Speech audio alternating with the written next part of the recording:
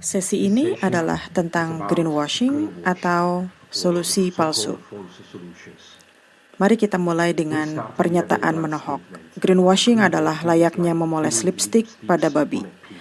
Anda bisa memakaikan lipstik dan make up pada babi, tapi tetap saja babi adalah babi. Dia tidak akan berubah banyak dengan lipstik.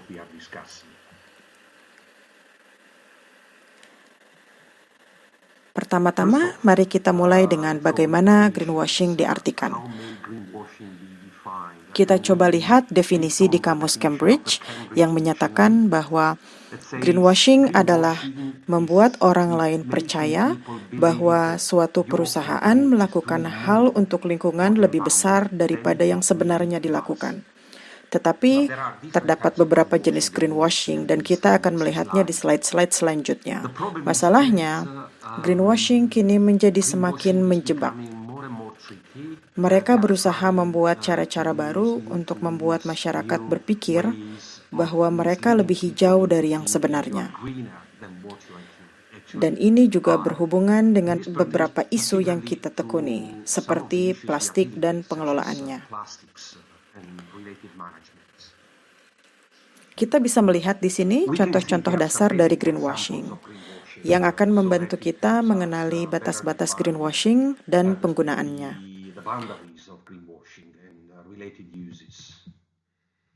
Greenwashing biasanya berhubungan dengan penggunaan istilah seperti alami dan organik.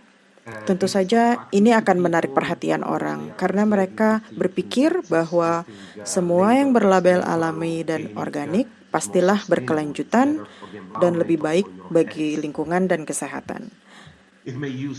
Greenwashing juga menggunakan teknik visual, biasanya dengan warna hijau. Warna hijau biasanya mengarahkan pada lingkungan atau pelestarian lingkungan, atau menggunakan gambar bunga, alam, dan lainnya.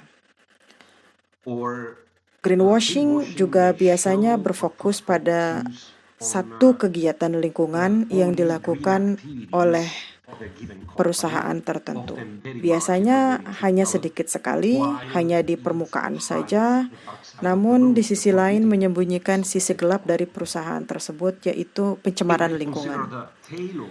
Kita mungkin akan sedikit tertipu dengan label hijau yang cukup meyakinkan, tapi biasanya mereka tidak memberlakukan prinsip keberlanjutan atau kegiatan lain yang secara langsung berhubungan dengan kelestarian lingkungan.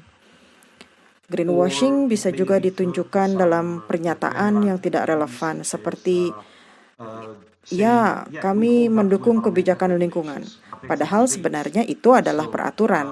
Jadi, tidak ada yang membuat mereka lebih baik dari perusahaan lain. Atau juga klaim-klaim tanpa bukti, kebohongan, dan sebagainya. Misalnya berkata, "Ya, saya bisa melakukan ini dan itu, kami telah melakukan solusi," padahal sebenarnya tidak ada. Contoh tentang greenwashing banyak sekali saat ini. Ini hanyalah salah satu contoh dari greenwashing dalam penyalahgunaan kata-kata. Apa maksudnya 100% alami, padahal ini adalah minuman soda? Saya yakin bahwa Anda setuju bahwa kata-kata ini adalah omong kosong belaka. Sekarang, jika kita bergerak ke hal yang kita pedulikan, misalnya masalah polusi plastik atau pengelolaan plastik. Saat ini terdapat berita di media internasional bahwa terdapat solusi yang sangat baik dan sangat mutakhir, yaitu cacing pemakan plastik. Biasanya berita seperti ini akan ramai selama beberapa hari, lalu kemudian menghilang. Sayangnya, berita-berita tersebut menyesatkan dan membuat orang berpikir bahwa kita bisa terus menggunakan plastik seperti saat ini. Bahkan mungkin lebih banyak lagi. Karena kita jadi merasa akan ada solusi di masa depan. Padahal kenyataannya tidaklah seperti itu. Mari kita mulai dengan satu contoh terbaik dari solusi-solusi palsu dan greenwashing, yaitu insinerasi atau pembakaran. Insinerator tidak pernah menjadi solusi sampah, tetapi merupakan sesuatu yang kita sebut end-of-pipe solution. Karena sekalinya menggunakan insinerator, kita akan membutuhkan banyak sampah untuk menjamin kembalinya modal usaha kita, sehingga akan dihasilkan efek keterjeratan. Jadi di tempat-tempat di mana terdapat insinerator, program Zero Waste akan berjalan sangat lambat. Proses pemisahan sampah juga akan menjadi sangat lambat atau mungkin terhenti. Inilah alasan mengapa kita memerangi insinerasi. Selain itu, ada juga beberapa jenis greenwashing yang berbeda tapi terkait dengan insinerasi. Salah satunya yang paling populer adalah waste to energy, yang mana sebenarnya efisiensi energinya sangat-sangat rendah. Listrik yang dihasilkan hanya sekitar 20%. Dan bahkan di Asia nilai ini akan jauh lebih rendah karena persentase jumlah sampah organiknya lebih besar, sehingga nilai kalorinya akan lebih rendah. Hanya district heating saja yang bisa meningkatkan efisiensi energinya, karena selain listrik kita juga membutuhkan panas. Tetapi panas tidak bisa dimanfaatkan di bumi bagian selatan karena negara-negara yang ada di sana kebanyakan tidak punya sistem distribusi panas. Sehingga lebih cocok ini disebut sebagai waste of energy, bukan waste to energy. Kita juga perlu mempertimbangkan produksi energi yang terdekarbonasi. Karena semakin lama kita akan semakin banyak menggunakan energi terbarukan. Artinya insinerasi akan menggantikan minyak bumi dan gas semakin lama semakin kecil. Dan menggantikan tenaga surya dan angin semakin lama semakin banyak. Artinya di masa depan insinerasi menjadi semakin tidak berguna dibanding saat ini.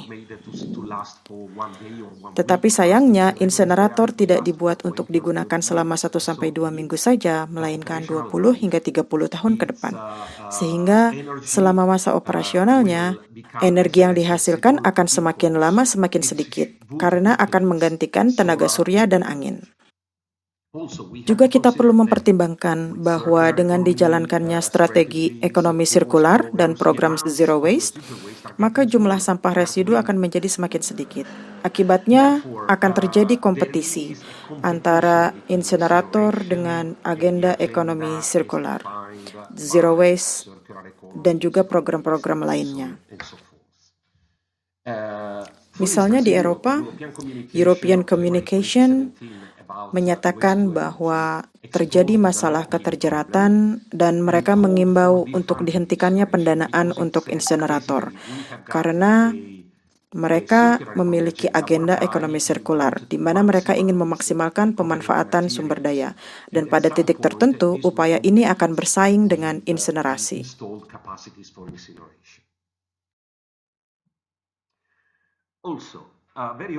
Juga sering dikatakan, ya tapi dengan insinerasi kita bisa meminimalisir TPA atau persentase sampah yang dikirim ke TPA.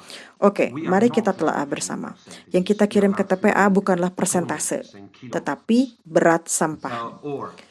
Sebagai analogi, apakah Anda akan merasa lebih kenyang setelah memakan 10% kue tart atau 100% biskuit? Tentu saja, 10% kue tart akan membuat kita lebih kenyang daripada 100% biskuit. Sama halnya dengan sampah perkotaan dan persentasenya. Ini persentase dari apa? Dan berapa ton sampah? Coba kita perhatikan perbandingan contoh-contoh ini. Di sebelah kiri adalah situasi di mana kita bergantung pada insinerasi. Misalnya di Denmark, negara maju yang dalam hal pengelolaan sampah memiliki ketergantungan pada insinerasi. Mereka memproduksi 780 kg sampah per orang per tahun, dan 52%-nya diinsinerasi.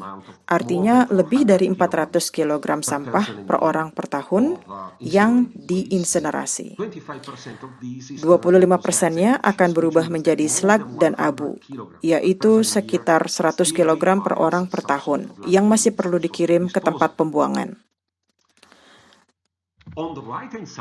Sedangkan di sebelah kanan adalah situasi di mana dijalankan program Zero Waste, misalnya di Contarina di Italia. Mereka memproduksi 350 kg sampah per orang per tahun. 85%-nya didaur ulang, sehingga sampah residunya hanya 50 kg per orang per tahun. Dan karena tidak ada insinerator, maka tidak ada keterjaratan dan mereka bisa melanjutkan strategi ekonomi sirkular dan zero waste. Mereka juga berkomitmen untuk terus memperkecil jumlah sampah residu hingga 80% di beberapa tahun ke depan. Yang manakah yang lebih sedikit mengirim sampah ke TPA? Sayangnya, insinerator menyebabkan keterjaratan sehingga orang-orang akan terus memproduksi sampah dalam jumlah besar, yang pada akhirnya menyebabkan timbulnya banyak slag dan abu dari insinerator untuk dikirim ke TPA. Area lain greenwashing yang sayangnya saat ini semakin populer, minimal di media, adalah daur ulang kimiawi. Dan ini adalah strategi yang sangat agresif di Asia saat ini. Teknologi ini berkaitan dengan 3 teknologi lain yang tujuannya berbeda-beda, yaitu pemurnian berbasis pelarut, solvolisis, dan thermal cracking yang sebenarnya sama saja dengan insinerator. Di Eropa, teknologi ini dianggap sebagai teknologi pemanasan non-konvensional yang memiliki tujuan yang sama dengan insinerator. 2 teknologi yang pertama bermuara pada apa yang kita sebut plastic to plastic, yang mungkin saja bisa memanfaatkan sebagian polimer untuk menjadi plastik baru.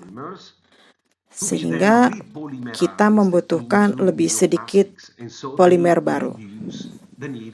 Pada konteks ini, teknologi ini mungkin berguna. Masalahnya, hanya terdapat beberapa fasilitas kecil saja dari teknologi ini dan mereka belum mapan. Kita belum memiliki gambaran performa ekonominya, performa lingkungannya, operasionalnya, keseimbangan masanya, racunnya, dan lain-lain. Sehingga kita tidak bisa mengandalkannya 100%.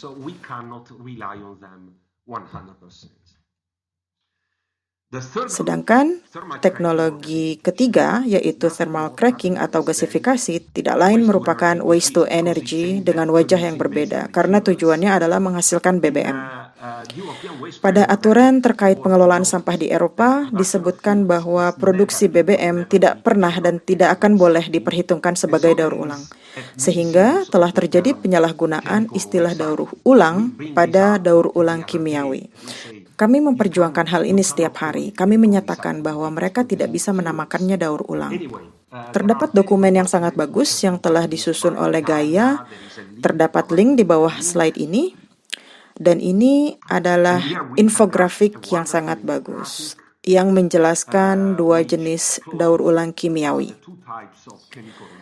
Bisa dilihat bahwa daur ulang kimiawi adalah penggabungan dari plastik to plastik dan plastik to fuel.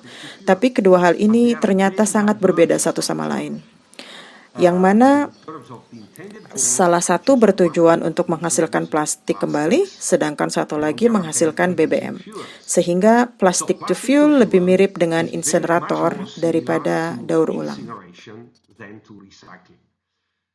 Dan mengingat bahwa plastik to plastik belumlah mapan, seperti yang saya jelaskan sebelumnya, kita tidak bisa mengukur performa ekonominya, operasionalnya, lingkungannya, outputnya, juga apakah mereka menghasilkan racun atau tidak.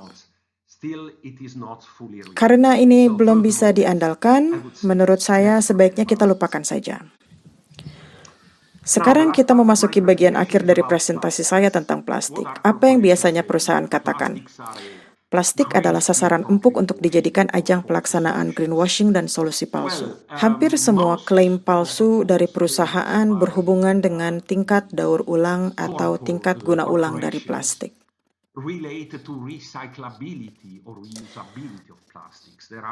Mereka mengumbar janji. Contoh yang paling umum adalah kami mentargetkan 100% dari plastik kami bisa dipakai ulang atau didaur ulang atau dikompos ulang pada tahun sekian. Ini sangatlah umum.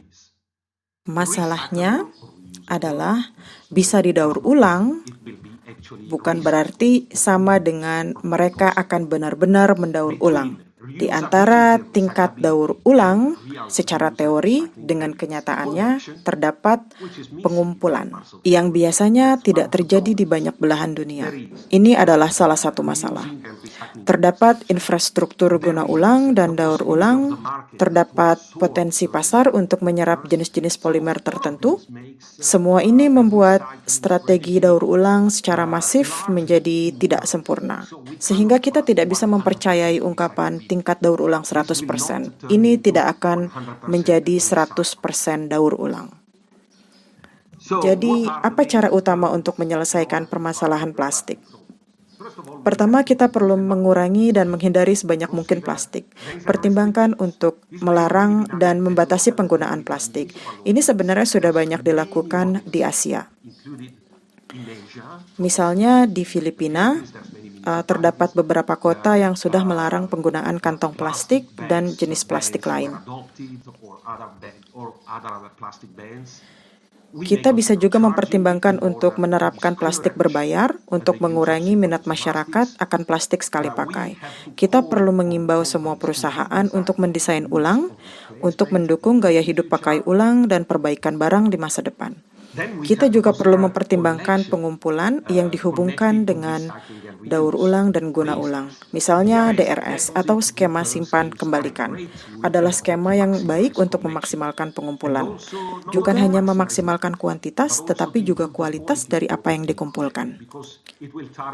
Karena ini mentargetkan bahan-bahan tertentu, seperti misalnya botol plastik. Jadi jika kita mengumpulkan hanya botol PET, maka akan lebih mudah untuk melakukan upcycling botol menjadi botol daripada botol menjadi barang lain yang mungkin bersifat downcycling. Sehingga daur ulang mungkin akan dipertimbangkan hanya untuk plastik bernilai tinggi saja, seperti PP, PET, HDPE, dan perlu juga disertakan peran dari pendaur ulang informal. Pengumpulan curbside untuk semua kemasan plastik perlu juga meliputi plastik yang sulit didaur ulang. Karena berhubungan dengan konsep EPR, kita perlu memberi tekanan kepada produsen kemasan sehingga mereka mempertimbangkan untuk mendesain ulang agar kemasan mereka memiliki tingkat guna ulang, daur ulang, dan ketahanan yang lebih baik sehingga kita akan mengurangi penggunaan plastik. Termasuk juga untuk plastik yang sulit untuk didaur ulang. Apabila tidak, maka mereka akan lupa. Kita juga perlu mempertimbangkan sebagian downcycling sebagai solusi jangka menengah untuk plastik yang sulit didaur ulang.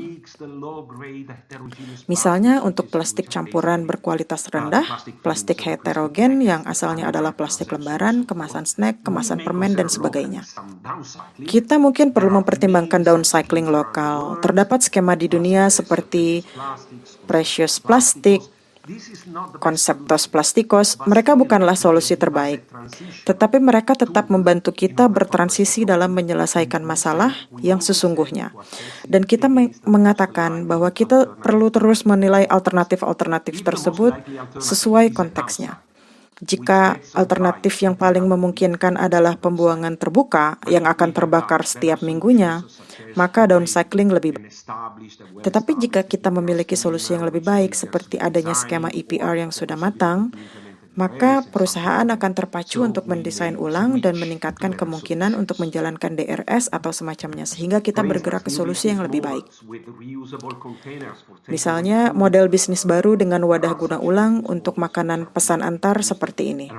Terdapat model bisnis seperti ini di seluruh dunia. Mereka menyebutnya product as a service.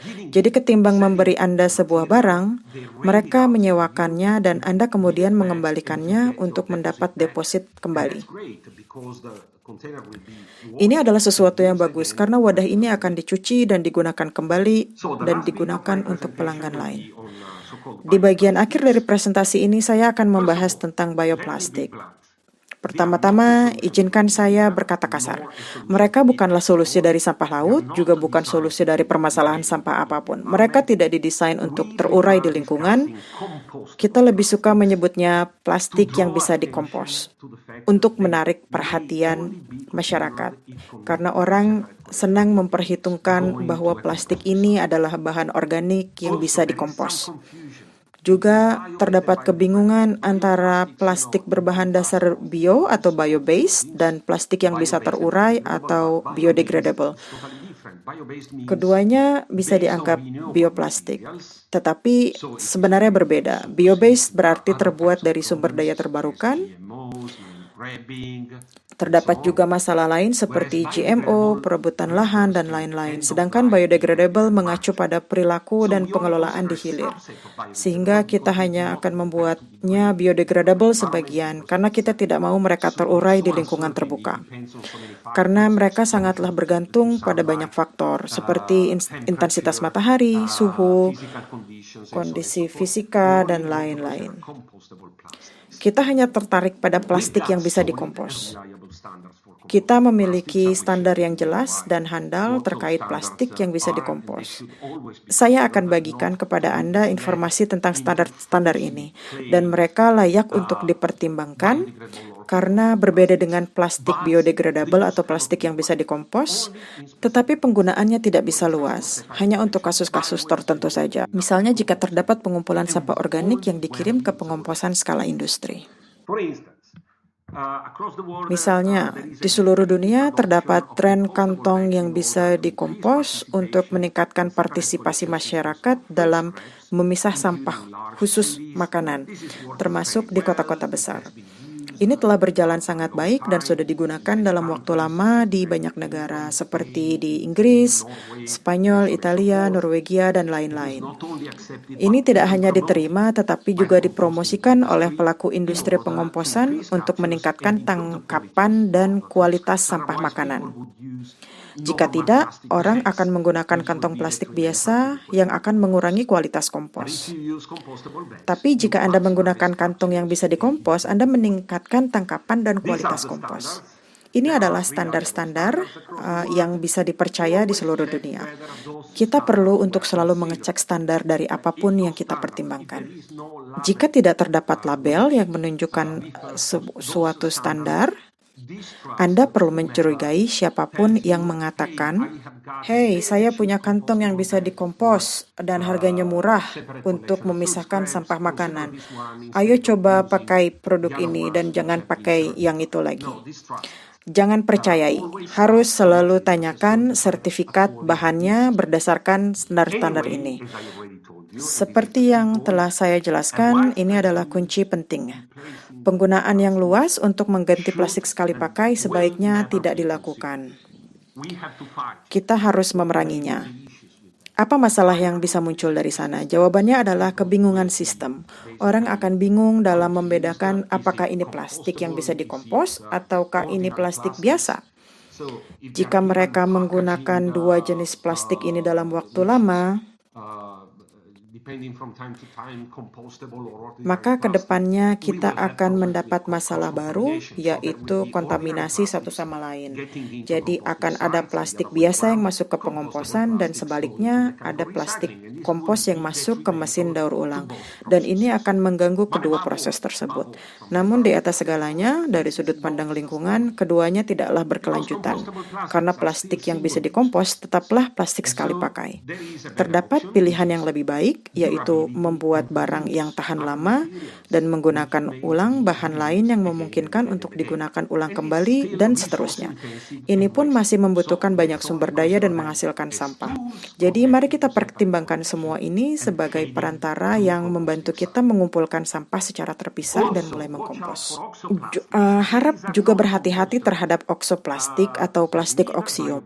Ini juga tidak bisa dikompos, mereka bukanlah bio-based maupun biodegradable, mereka hanyalah plastik normal yang diberi tambahan biodegradable agar mudah terpecah. Mereka mungkin hilang dari pandangan, tapi tidak hilang dari lingkungan. Mereka menghambat daur ulang mekanik karena mereka terurai seiring waktu dan juga menghambat pengomposan karena mereka memenuhi kompos dengan butiran kecil polietilen. Bisa dikatakan bahwa ini adalah metode ilmiah untuk menciptakan mikroplastik, sehingga ini adalah salah satu ide terburuk dalam klaim yang paling palsu. Perlu digarisbawahi bahwa plastik jenis ini telah dilarang sama sekali di Eropa.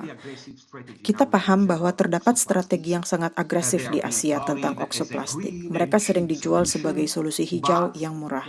Tetapi ingat, plastik ini benar-benar dilarang di Eropa. Tidak boleh dipakai sama sekali. Akhir kata, apa tuntutan kita terhadap perusahaan? Kita ingin mereka memahami berapa banyak plastik yang ada di pasaran setiap tahunnya. Kita tahu sebagian gambarnya, tetapi masih banyak data yang tersembunyi. Banyak bahan yang terbuat dari plastik yang kita tidak tahu ada berapa banyak di pasaran. Tetapi juga kita tidak tahu kemana bahan-bahan ini pergi setelah dikumpulkan. Dan ini adalah masalah terkait jual beli sampah. Mereka datang ke Asia seringkali sebagai bahan sisa palsu. Kita ingin mereka mengurangi jumlah sampah plastik yang diproduksi, dan kita ingin mereka terutama menciptakan sistem bagaimana barang dikemas dan didistribusikan dengan model bisnis baru, dengan daya tahan dan tingkat guna ulang yang baik, supaya kita semua bisa beralih dari produk sekali pakai untuk menciptakan solusi yang lebih berkelanjutan.